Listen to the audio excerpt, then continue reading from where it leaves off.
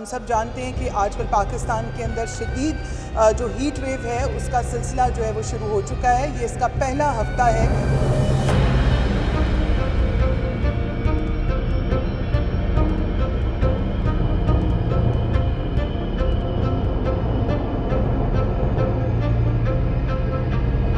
जो load shedding है उसका बहुत इशू होता है। 24 घंटे ड्यूटी करके आते हैं, आने के बाद 24 घंटे रेस्ट होती है। जो रेस्ट होती है 24 घंटे वो ऐसा ही है, कभी बिजली आ गई और कभी चली गई।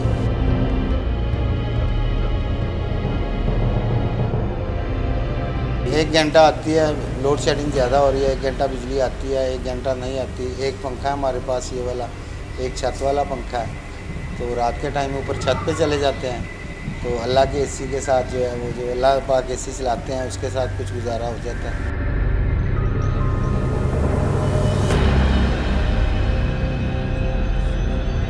तो अभी ये देखें ना कि बैठे सही चल रहा था निज़ाम, अभी एकदम से लाइट चली गई है। अभी लाइट आएगी तकरीबन 1 घंटे बाद, 2 घंटे बाद, 3 घंटे बाद।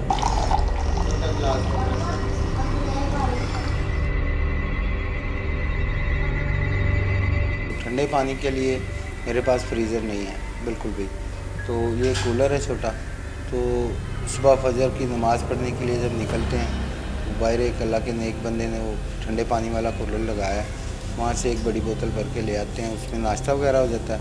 तो दोपहर के टाइम जो बर्फ़ है वो ले आते हैं और कूलर में डाल लेते हैं। तो बर्फ़ इतनी महंगी कि 50 रुपये की बिल्कुल थोड़ी सी आती है। अगर 100 रुपये की बर्फ़ लें तो एक टाइम निकलता है दोपहर का टाइम, शाम को फिर दोबारा 100 रुपये की लेनी पड़ती है बर्फ़ ना।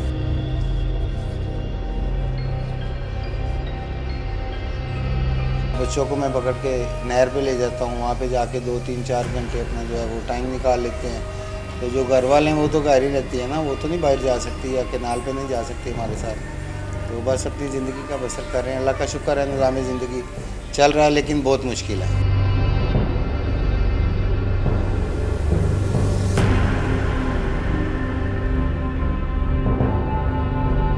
ये 3 जो है इसके स्पेल आने हैं, जो कि पहला स्पेल जो है जो कि शुरू हो चुका है, जो कि 22 मई से 30 मई तक है, और उसके बाद दूसरा जो है वो 7 जून से 8 जून तक है। और फिर उसके बाद ये जून का जो आखिरी हफ्ता होगा उसके अंदर इसकी जो इसी तरह से हीट वेव की एक स्पेल जो है वो चलेगी।